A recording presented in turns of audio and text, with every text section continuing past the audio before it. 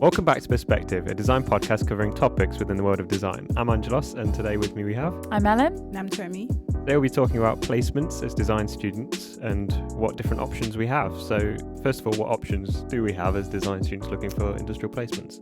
There's the traditional route, which is a year in industry, and that can be working for any business, large or small, local or even abroad. Just working on anything in the field. I think people do things from like graphic design through to engineering, whatever you're interested in. And then we have study abroad, which can be a year somewhere away. And then we have what you did, which is... Yeah, so I think mine is more niche, which is taking a year out for placement to start your own business. Mm-hmm. Do something independent of, I want to say, a side body, like a company. Yeah. So like with the pandemic, I probably many people did things that they might not have done otherwise. Maybe you had in mind to do an industrial placement, but well, did you? Or was it something you were considering beforehand? Yeah, so I think since I could remember, I'd always wanted the idea of owning my own business. Now, I didn't obviously plan for it to be a placement. I always thought I would get industry placement and then, you know, when I graduate. But doing that on placement just reaffirmed where I want to be.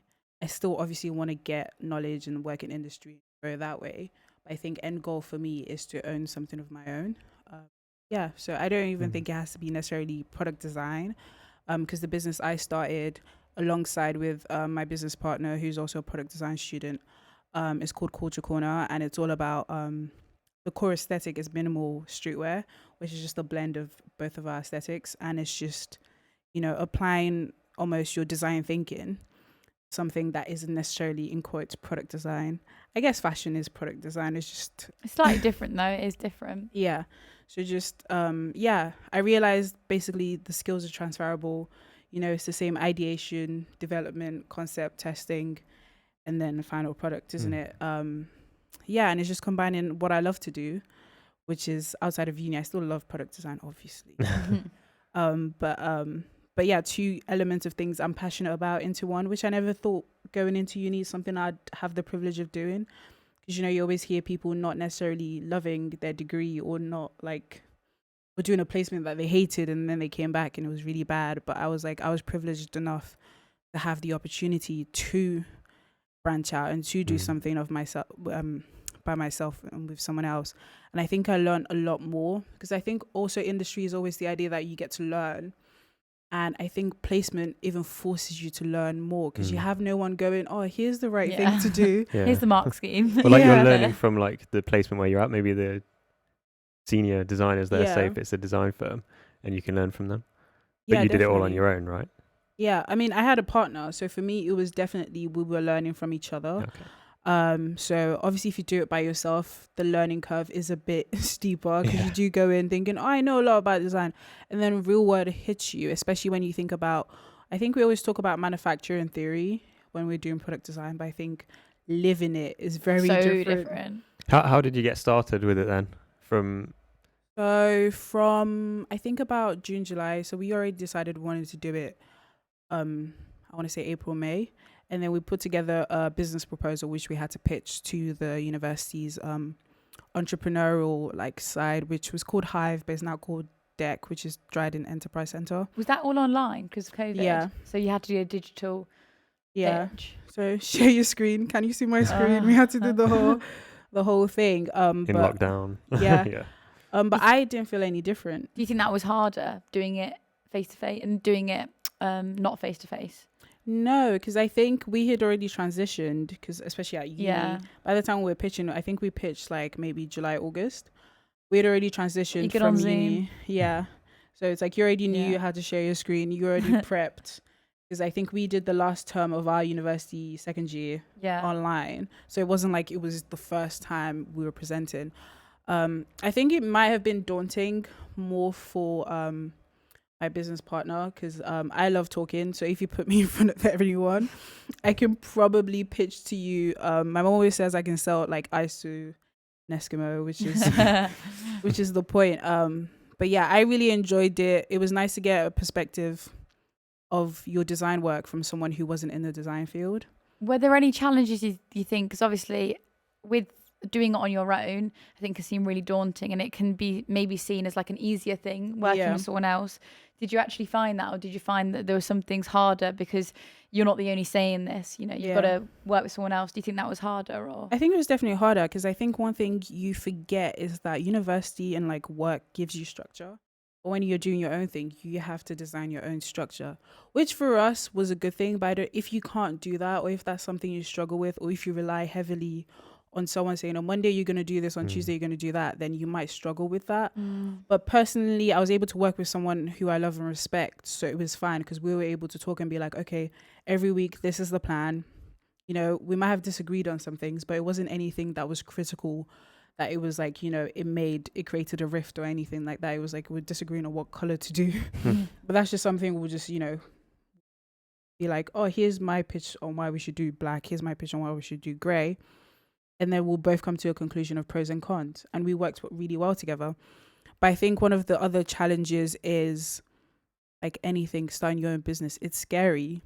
It's putting your work out there that isn't necessarily a university degree. No one has set you a brief. This is just all from your head, straight down onto paper, and just saying, do you like this? And I mean, to be fair, I was relatively like surprised when people were like, I want your bag. Not because I didn't believe in what we had, but it was like, I think anyone who creates anything, once you put it out there and you get positive feedback, it's like, oh, I thought this was good. But to get other people, especially consumers, going, I would buy that. It makes it real. Makes it real, doesn't it? Yeah, definitely. It bridges the gap between now just the designer, now talking to your consumers, because my first consumers, like any business, would be your family and friends. I was like, are you saying that because you like me? What did it focus on specifically? So what did Culture Corner, what were you making? What were you designing? So our focus was on bags. So we just started with a collection, and then we narrowed it down to just showing the world just one of our products. But it's our first, which is called our essential pack. It was A5. I brought it with me today. I've seen it. I know. An A5. We'll put a picture up. Yeah, we'll put a picture up. An A5 unisex bag, which we just determined was essential to everyone's wardrobe. It is really cool. I want one. There you go, validation. No. So we went into what I think people don't see is that a lot of the little iterations that we did that changed over time, that made the bag what it is today, took us some time, because, you know, when you're on a project, you kind of have a deadline. You kind of feel like I have to meet it at like whatever it is at that point. Then it's fine. Whereas starting your own business, it feels like now you have time to perfect it. And almost that could be costly, because you're spending time. You don't just ever want to like leave it because you're like, oh, I can still, you know, change this and change that. Or one day you wake up and you're like, oh, that's really ugly. Or the concept of fresh eyes, isn't it? You sleep on something, you're like, oh, it's beautiful. You wake up the next morning, you're like, we should probably change that. But yeah, so I think just the iterative process was a lot more real, because there were no deadlines. You had to set yourself, okay, at the end of this week, we need to have the zip figured out. At the end of week 3, we need to have the strap figured out. And it was like doing stuff like that kept us on track. And we also had the opportunity to speak to manufacturers and get some samples manufactured. In the end, we didn't end up going with those manufacturers. But I think just seeing it in real life, talking to people, doing the phone calls, doing like lead up times, talking about mass production, like we invested some money in getting prototypes and stuff like that, because the prototypes that we have now and the prototypes that most of my friends have are stuff that I hand sewed in my bedroom in lockdown. And it was like, can we get this? Because it's different doing your own design. You can sew your own design if you can sew. You can usually do your own design, but to communicate that to someone else who has no idea who you are, especially on paper, because over COVID, it was just, here's the pattern, here's the dimensions, here's all the information. Can you create this without me necessarily going up on the phone and meeting you in person and going, oh, you need to cut this. Could you not send them images or of what you had made as the prototype? Did that help? Yeah, it did help. But the core of it, what manufacturers lean on are what our tech packs are. That's why we do them, right? It's like, this speaks beyond an image. This is the 0.5 mil. You know, I'm talking about tolerances. I'm talking to companies where like, okay, you get my prototype wrong. Now you have to stand up for yourself and be like, this is wrong. Yeah. This is 2 mil away from what I what I design, which is so crazy to think about. But you have to do that as a you're putting yourself out there, you're putting your brand out there. For me, it wasn't just me, it was someone else that we were working to. That this is our names, this is the start of what we believe is our career. So almost like not perfection, but what we had in mind needed to be created. And up until the year, we couldn't find anyone that could create it for the price we wanted, which is also another thing.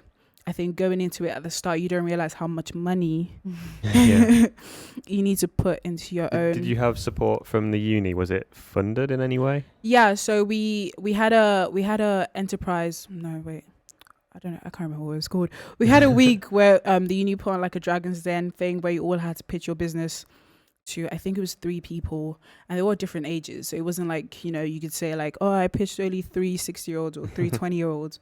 They mixed up people from different backgrounds, and you got to pitch to them, and they got to vote on whose business. I think we won the most viable.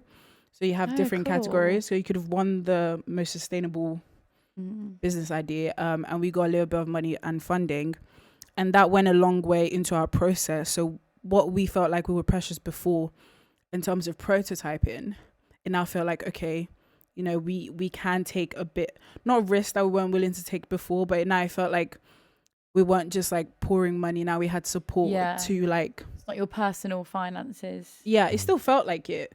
I'm sorry, £20 out of my account is still £20 out of my account. But it was like, now we felt like we can take the risk with manufacturing, because before it was like, where are we going to get all this money from? Like for a lot of people, £500 might be small, but like you're in the middle of a pandemic, you're not working. For a lot of people, it was a time that you had to, like, you were looking at your bank account, like every pound literally needed to be accounted for. And now you're not just responsible for your own money, you're responsible for money that someone has given to you. Because you had to tell them how you'd use your money. You had to tell them in your pitch, this is how I plan to use the money. Do you think doing that in COVID benefited you at all? Because not only did you have the time that other people might not necessarily have, people had furlough money, people had other things, we were all stuck inside with nothing to do. Do you think that benefited you?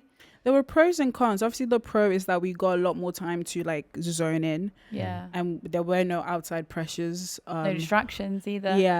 The con is because it was fashion and it was production based, we couldn't go out to anywhere and be like, can we see how you work? Or even if we were thinking of outside the country, because what a lot of our tutors who are really helpful through the process advise us that if you do want to go with a manufacturer, you want to go see their company and making sure that they're working ethically alongside you.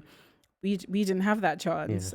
You can't just rock up to someone's front door and be like, can you show me around the workshop? So this was summer 2020. For context, I guess. Wait, 2021. 2021? Yeah, because it started. COVID was March 2020, and we left uni in May 2020. No, I know, but by the time we were manufacturing, we were talking the end of your placement. Right. Yeah, so we were talking this time last year. Yeah. So it took you that long? It took you a long while to get to that point? Yeah, because like you go through, it wasn't just ideate, test, create, manufacture. We started sending out emails and phone calls September, October 2020. We didn't get any replies up until December 2020. So it was like, or even if we got replies, there were no, or they were like, we can't do this. So it's like there was only a few replies that we got, and those were like end 3-4 months later to the start of January. And people don't realize how much patience you have to have, because you have the design ready to go, you're eager to push it out there.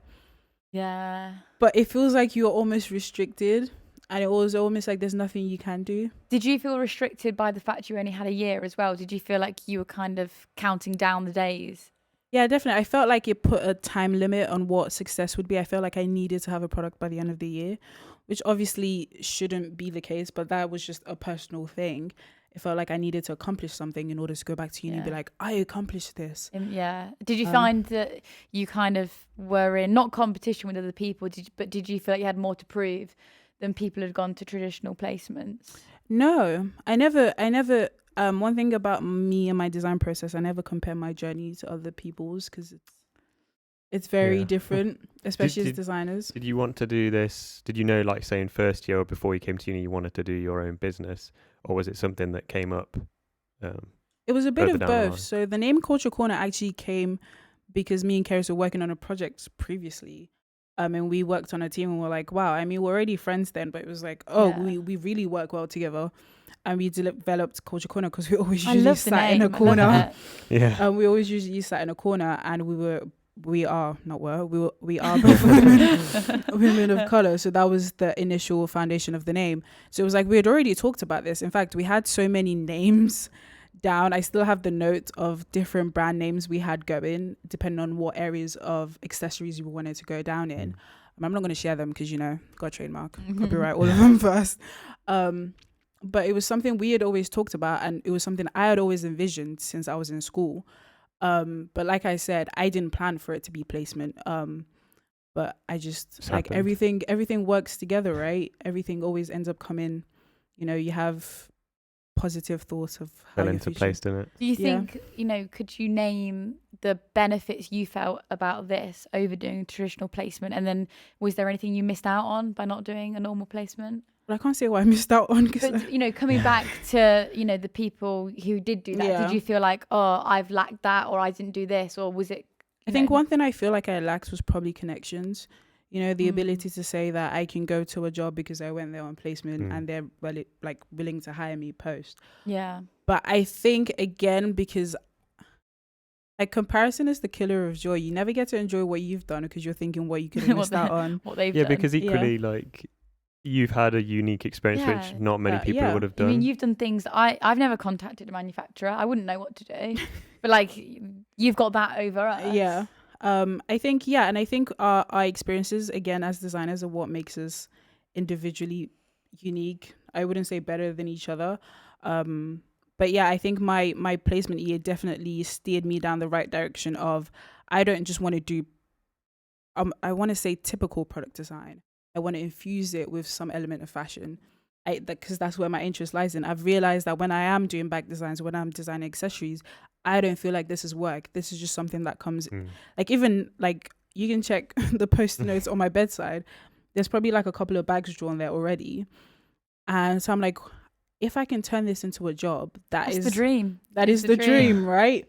But I think I needed that placement year to find that out, because that had always been like, oh, I thought I wanted to do that. Especially final year going into trying to find a job. It's like, I didn't know what I wanted to do. Or in first year, I was like, oh, I do product design because I want to be a product designer. It was like Steve Jobs. You want to be the next, I don't know, I can't see, my brain's gone back. Or you want to work at Vitso, all the product design based companies.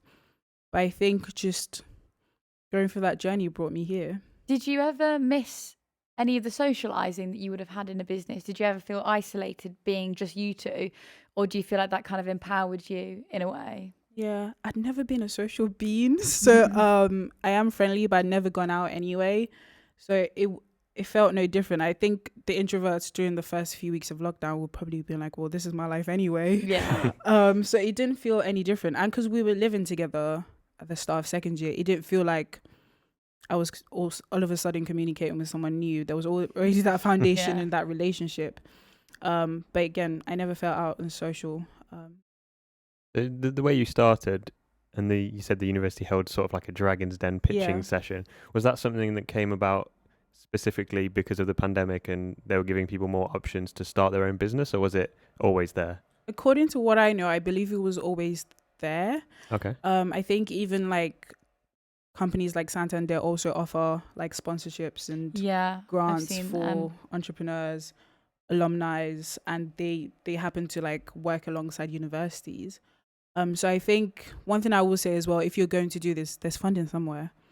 There's someone out there who's saying, I want to invest in you, and you just need to find them. I can't remember who I was telling the other day, but I don't know if you guys know much about educational grants. No. Where they are it's kind of a umbrella term. Is sometimes they can be from someone who's in their will, they've left money to their local community, or it can be set up by schools and trusts. But I know that my grandma actually sent me one for my local area, and it's just opportunities to get funding for anything in your education. So whether that's I need this laptop because I do editing, or I need, I want to start this business for my placement year, or and I think that's another thing that's not spoken about is you can find the funding there. Like that's just for people between the ages of 18 and 25 in my local area. Like I'm sure that's not just me. I'm sure they're everywhere, but I think they're just not spoken about much. Yeah. Yes, there's like other options you can sort of look into, and you can find things that if something goes wrong, say COVID stops you getting that placement that you thought you wanted. See what else is out there, because there's people giving opportunities. There are a lot out there. I mean, I got my placements by doing free work experience, and then at the end of it they gave me a job. That's not the traditional route to getting one. So I do think you got to be like, you got to adapt to the environment, and we had to adapt very quickly to COVID, and I think you showed that you can thrive and not even adapt. I think you've also got a dream. I think for a lot of people who are thinking, I want to own my business, and they just don't know where to start, it's overwhelming. It is. Just take a plunge, just like dream. And like, this is something I always say to like my business partner: if you just think it's going to go good, even if it doesn't go good, just have that positive outlook, because of course there are going to be challenges. Even in a job, there are going to be challenges. So it's like, just pick your battles. What do you want to fight for? Do you want to fight for your own thing? Or do you want to like be dealing with battles while someone else is earning and racking in millions? Not saying that. But you got to pick what you're willing to fight for. And for me, I was willing to go through the struggles of that placement year because it felt really rewarding. What's rewarding for you is different from what's rewarding for me. I think, especially if you're a student now, you're thinking about placement. If there's an innate part of you that's like, I don't want to work for someone else, lean into that. Because you don't have to. You don't have to go through the traditional route. You can even do a business, but your business could be a consultancy. So you could decide, I want to start a consultancy and I want to go and tell people, this is how you could do this better and this is how you can do that better. Lean into that, because up until you take that step, then it's always going to be a what if, I coulda, shoulda, woulda. You don't want to graduate thinking that, especially when it's a year when you're almost given, I want to say, leisure to make mistakes. Whereas when I was thinking that it's like, what, when else are you going to get the opportunity to have a year without the pressures of adult life? That's what it is at the end of the day, isn't it? It's a year where you can do anything. Yeah. You can do absolutely anything. And I think more people should do this. Yeah, I think if you just look at placement year as a year to learn, then it takes away the pressure where you're learning from or how you're learning. Okay.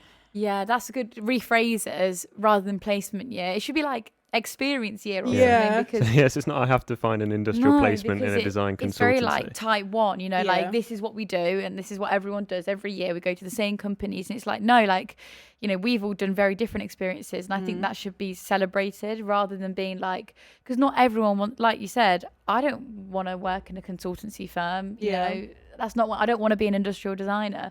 Why should I have to do a placement like that when I could have done something like that? And I think maybe if I'd known about that, I would have done it. I think, we just need to, I also want to talk about the ability to also trust in yourself, because I wish you trusted more in what you felt at that point. And it was like, you're feeling it. So find out if there is something out there to help you push your boundaries. Because I think up until we found out that we were able to do it as a placement, it was kind of like, we want to do this, but we weren't sure how to do it. Yeah. And I think obviously for us, we had the wonderful day of callback day, which is when ex-placement students come back and talk to us. And there was a guy who did it, and he did it about his rings. And up until today, if he hadn't said anything, I wouldn't have known. I would have still gone for interviews. I would have still been applying, trying to find something. But as soon as he said that, I stopped applying. It wasn't even a case of I wasn't getting interviews. It was a case of I just decided what I wanted to do. And for some people, they might not have that strength in like their beliefs. I happen to be one of those people who's like, I know I like A over B even before I try A or B. It's kind of like where some people need to try A or B to figure out what they want. And that's fine. You can use your placement to do that. So if you don't know if you want to go into industry or consultancy, or if you don't know if you want to start your own thing, it's great for you to go into industry and then find out, I really hate that. Because that's also part of learning, discovering what you don't like, especially as designers, because there's so many different things you could go into. I think it's important to not just discover what you like, but also what you really don't want to do. Was there anything you really didn't like about doing this? Doing my own business? Yeah, like was there anything that stood out as like, oh gosh, that was...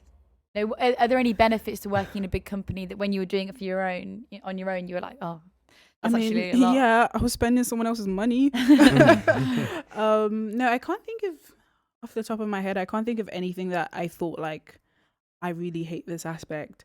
But I think again, university had also prepared us because you are also the word autonomous relatively at university already. Yeah. You had some level of autonomy, so it didn't feel like such a big transition to just do it by myself. And bearing in mind, I had help from tutors. It wasn't official. It wasn't anything that they had to help us.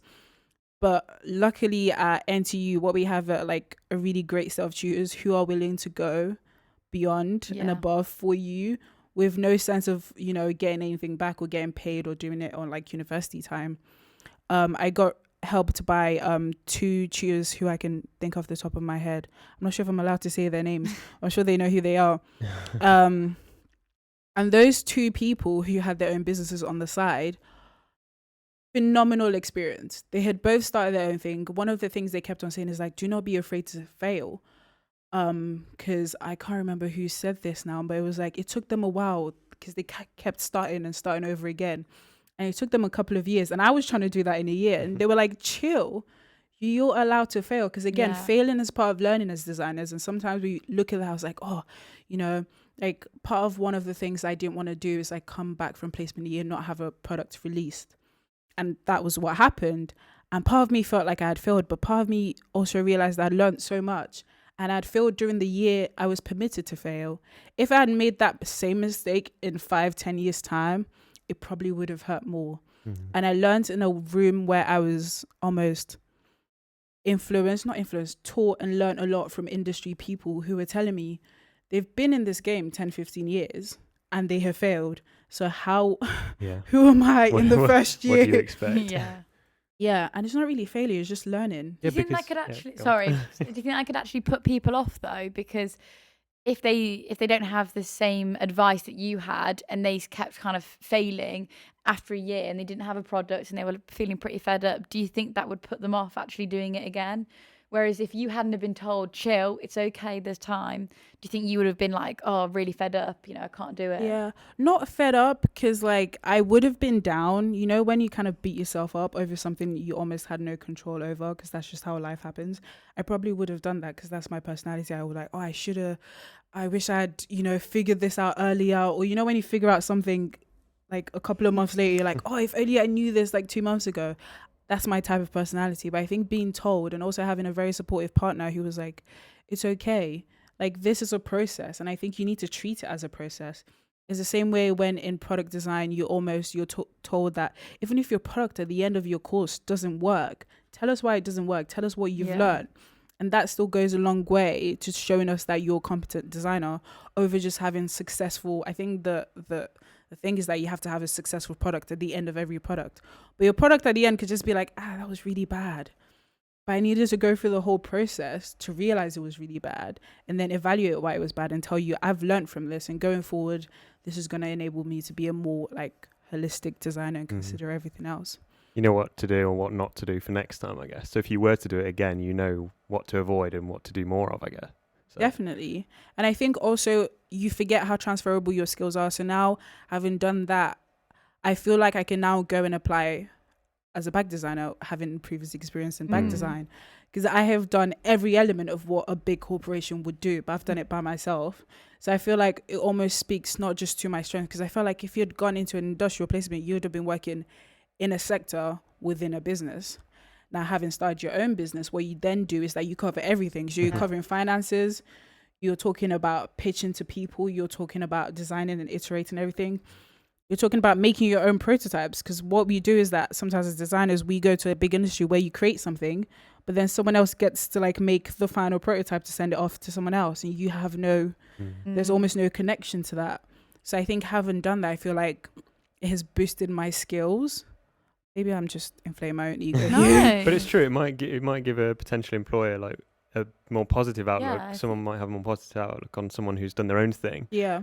It shows extreme work ethic, I think. Yeah, definitely. And again, I would always say if you want to go into this, have an extremely good support system. It is not easy. I can't emphasize how not easy it is. But for me, I'm the type of person that I love a challenge, and if it's a challenge worth doing, I would love to do it. It's kind of like, if it's worth doing, do it well. And that was what I felt like my placement was. It was a challenge that I felt like it was extremely worth doing, not just to my personal growth, but just to my happiness, my mental health, where I was in my life, what I felt like I needed to do at my placement year to become better as a designer, to look at things very differently. So I think if you are going to do this, it can't just be, I'm going to wake up one morning and I'm going to decide I'm going to do a placement by myself. You really have to think about, if you live at home, can you work at home? Because that was one of the weirdest things I had to go through. I'm the type of person who have to go to the library to do work. But here I am in lockdown, where my library was my bedroom, and my bedroom was my library, and it was my workspace, and it was my sewing station, and it was, in fact, the whole bedroom was the office. Can you work in that environment? Because if you can't, you might have to think about, would I then have to, or find office space or something? Exactly. Because if you can't work in that environment, it was very hard for me, but I managed to have a supportive family who was like, they know when I'm having a call and they're like, shh, everyone chill. But if you have, I can't think of anything you might have as a 20-something-year-old that might distract you. But if it's just impossible for you to work in that environment, maybe think of, can I stay at uni whilst I'm having my placement? Because I went back home because it was more cost effective. It was pandemic. Why am I living by myself in a house? But if you don't have that, definitely think, are you strong enough to, on the bad days, are you strong enough to pick yourself up and go back again? Because there's no motivation. There's no money. No one's paying you per hour for the work you're doing. It's investment into making yourself better, making your future better, just overall just doing what you love. And there's no sort of incentive to keep doing it apart from you want to do it. Yeah. So yeah. So if anyone likes the sound of this, or it sounds appealing, it was to them, amazing. I promise. You sold it to me. I want to go back and do it now. Yeah. So, how would you summarize How would I summarize? If someone was thinking about doing this, or maybe they're not considering it, but they need to realize that there are other options. I think just lean into your strengths. Yeah. If by now you already know how you work, you know who you are. We all know whether or not we love getting up at 7 a.m. in the morning, or whether or not we love working by ourselves or being told what to do. And that's not in the negative way. You love structure, you love routine. If that's something you love to do, then lean into your strengths. I feel like, don't just do something because your friends are doing it, and don't do something because you feel like you might feel left out. What are you going to do in your placement year that feels like an investment to your future is what I feel like you should consider. If you're thinking in 10 years' time, this is where I envision myself being, what is the best step in your placement year that you can do to further that? I think that's the only good advice. Great advice. Yeah. And just do it. Just do it. Get on with that. Just do it and hope for the best. Brilliant. Yeah. So thank you for that. That was great advice. Wow. Yeah. So there's just some insight, I guess, into the other options you might have as a student looking for a placement. Not the be all end all to get a traditional industrial placement, and there are other options that you can explore.